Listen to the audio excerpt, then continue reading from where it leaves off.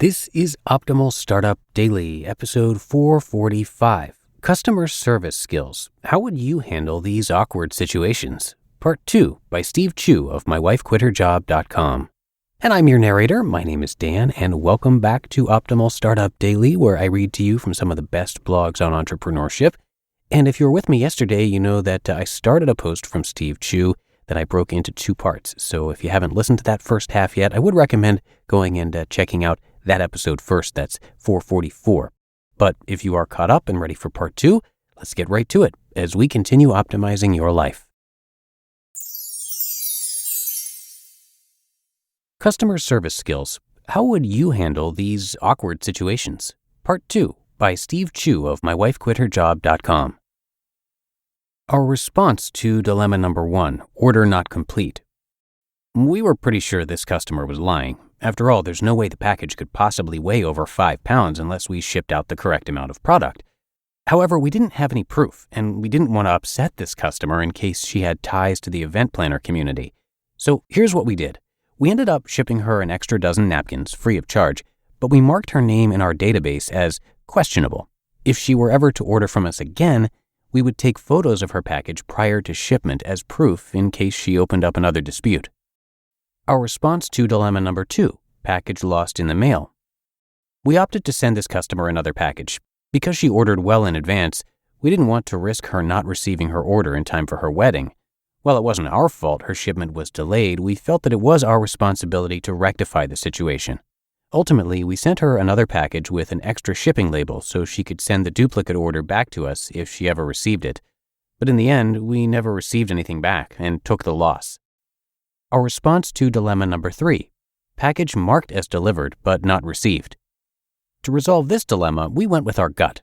This particular order was for a small dollar amount, less than $50, and we rationalized that if she was trying to scam us, she probably would have ordered something more expensive. Furthermore, she was extremely polite in her emails, and the tone of her writing gave us the impression that she was telling the truth.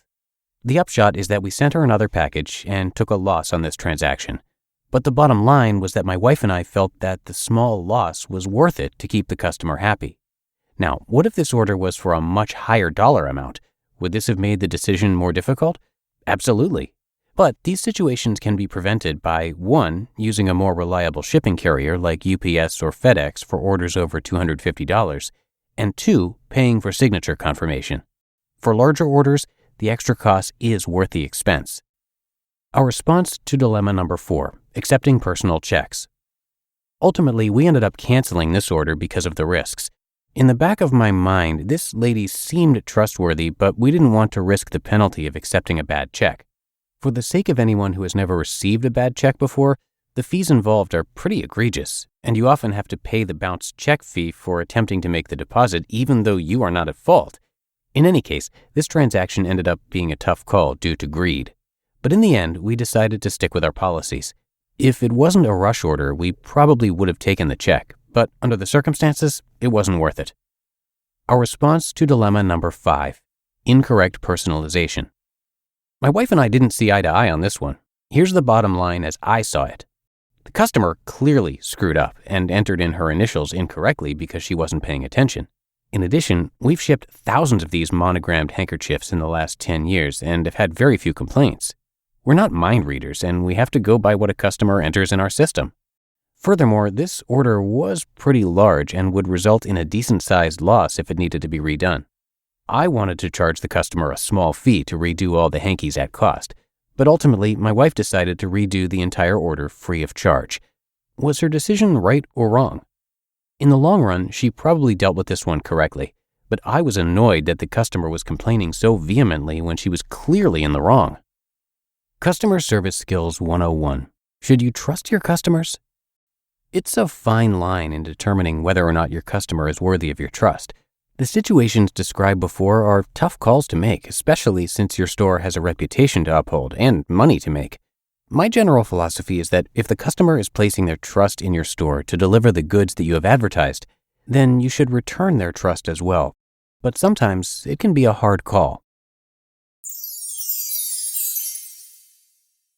You just listened to part 2 of the post titled Customer Service Skills. How would you handle these awkward situations? by Steve Chou of MyWifeQuitHerJob.com. With hybrid work becoming the norm now, the strongest teams have two things in common: speed and alignment. Both come from having one hub where everyone can share work and processes, manage projects, and collaborate with clarity.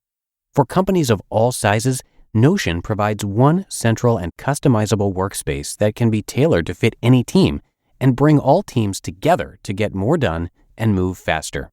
Notion is an all-in-one team collaboration tool that combines note-taking, document sharing, wikis, project management, and much more into one space that's simple, powerful, and beautifully designed. With powerful integrations and seamless navigation, you'll have everything you need in one spot, so you can make speed your advantage without the silos and context switching that slow companies down. It's what our team here at OLD uses to keep track of everything, and we definitely recommend it highly. So learn more and get started for free at Notion.so. You can check it out on your own and invite as many folks as you want to see how it works.